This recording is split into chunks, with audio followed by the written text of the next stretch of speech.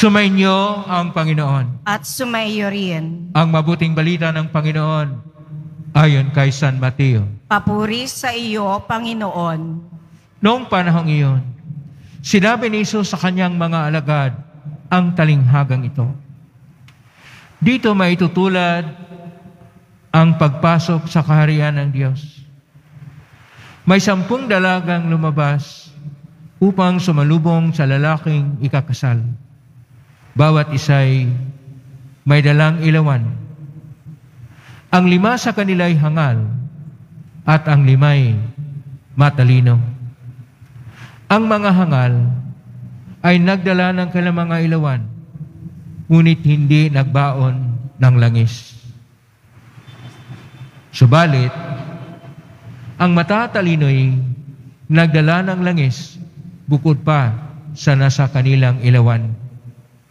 Nabalam ang dating ang lalaking ikakasal, kahit inantok silang lahat at nakatulog. Ngunit ng hating gabi, may sumigaw, "Narito na ang lalaking ikakasal. Salubungin ninyo." Agad nagbangon ang 10 dalaga at inayos ang kanilang ilawan. Sinabi ng mga hangal sa matatalino, "Bigyan naman ninyo kami ng kaunting langis. Aandap-andap na ang aming mga ilawan eh." "Baka hindi magkasya ito sa ating lahat," tugon ng matatalino. "Mabuti pa'y pumunta muna kayo sa nagtitinda at bumili para sa inyo." Kahit lumakad ang 5 hangal na dalaga, samantalang bumibili sila, dumating ang lalaking ikakasal. Ang 5 nakahanda ay kasama niyang pumasok sa kasalan at ipininid ang pinto. Pagkatapos, dumating naman ang 5 hangal na dalaga. "Panginoon, papasukin po ninyo kami," sigaw nila. Ngunit tumugon siya, "Sinasabi ko sa inyo, hindi ko kayo nakikilala. Kaya magbantay kayo, sapagkat hindi ninyo alam ang araw ni ang oras." Ang mabuting balita ng Panginoon. Pinupuri ka namin, Panginoong Heso Kristo. Magsiupo muna ang lahat. Isang mapagpalang araw po sa inyong lahat. Purihin po natin ang ating Pong Hesus Nazareno. Kahit na may bagyong Hana at nanghila ng habagat na mayroong ulan, nagsiksikan pa rin tayo dito. Nagpuntahan pa rin tayo dito at dumalaw sa Basilica Minor at Pambansang Dambana ng Poong Hesus Nazareno, sapagkat mahal natin ang ating Panginoon. Karamihan sa atin nagpapasalamat sa mga biyayang ating natanggap, at ang karamihan din ay nananalangin at namimintoho sa mga kinakailangang biyaya sa buhay natin. Palakpakan po natin uli ang ating Poong Hesus Nazareno dahil sa ating pagmamahal sa Kanya. Pero gaano ba tayo katapat sa Panginoon? Sinasabi sa ating Ebanghelyo ngayon ni San Mateo, Kapitulo 25, versikulo 1 hanggang 13, na ang pagpasok sa kaharian ng Diyos ay para sa mga matapat. Pero paano ba maging matapat? Sa ating unang pagbasa, atin pong napakinggan sa unang sulat ni San Pablo sa taga-Tesalonica, Kapitulo 4, versikulo 1 hanggang 8, na ang pagiging matapat ay ang mumuhay sa kabanalan at kalinisan, na walang mga masama na nasa kanilang buhay, bagkus sila ay nasa kalinisan at hindi sa mapahamak na buhay. Kaya Dito po, dapat tayo'y magiging matapat sa Panginoon. Kaya nga sa ating Salmo 96, versikulo 12, magalak ang Panginoon sa lahat ng matapat sa Kanya. Kaya sa ating Ebanghelyo, tinuturing yung mga matapat na sila yung makapasok sa kaharian ng Diyos at nagbigay o nagturo ng talinghaga ang ating Panginoong Hesus sa 10 dalaga. 5 po sa 10 dalaga ay tinuturing na hangal. Nakasulat po sa versikulo 2, kapitulo 25, Ebanghelyo ni San Mateo, sa salitang koinoko na Griego, muray. Muray, ibig sabihin, walang tamang pag-iisip. Ibig sabihin, hindi lang na sila ay hangal, wala rin tamang mga pag-iisip. At ang 5 nito, ang 20 nito, ay pronimoy. Itong mga pronimoy ay mga matatalino. Hindi lang matatalino, sila ay laging handa.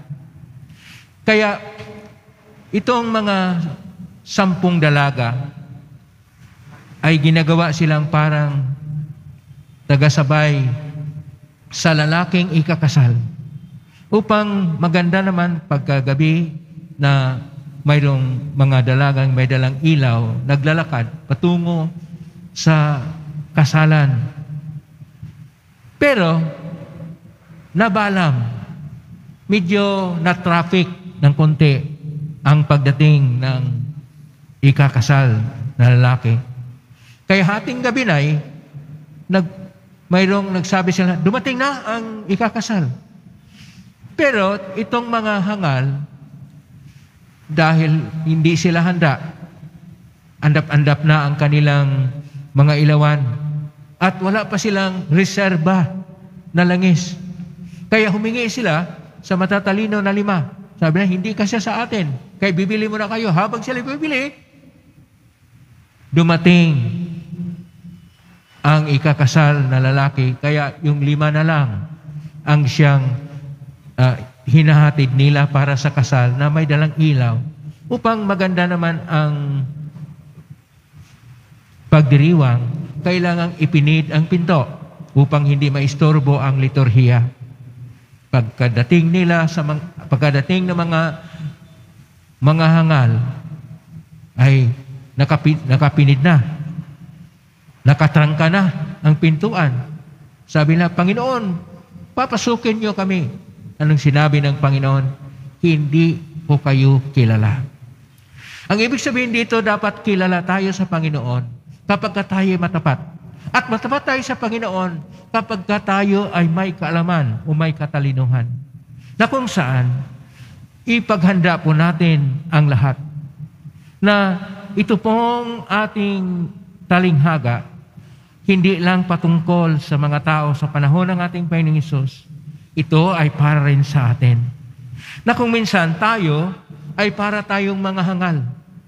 Na kung saan ang ating mga ilawan, ibig sabihin ang ating mga panampalataya, ang ating pag-ibig sa Diyos, ang ating pag-asa sa Kanya, madalit sabi, ang ating buhay panampalataya ay hindi nagkaroon ng pagtingin sa hinaharap.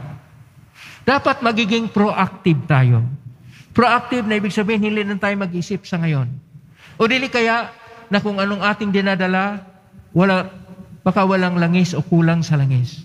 Kailangan magbaon pa tayo ng reserba. Ang reserba, ibig sabihin, ito yung mga gawa na mga mabuti na dapat nating gawin.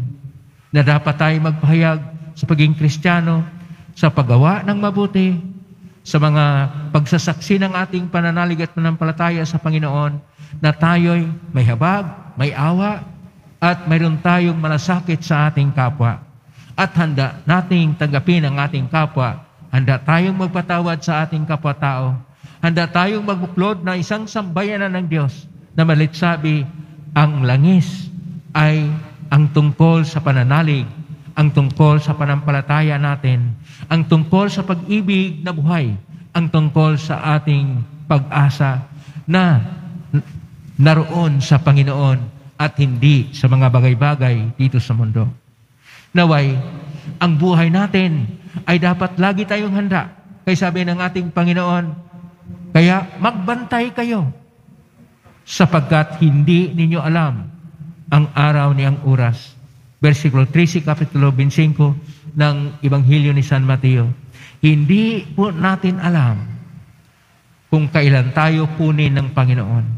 Hindi po natin alam kung kailan darating ang Panginoon sa ating buhay. Kaya kailangan tayong magkaroon ng katalinuhan, tunay na paghanda, na marami tayong ginagawa, marami tayong pagpapahayag ng ating panampalataya, ng ating pag-asa na nakabatay sa Panginoon, ng ating pagsasaksi sa buhay panampalataya sa Kanya.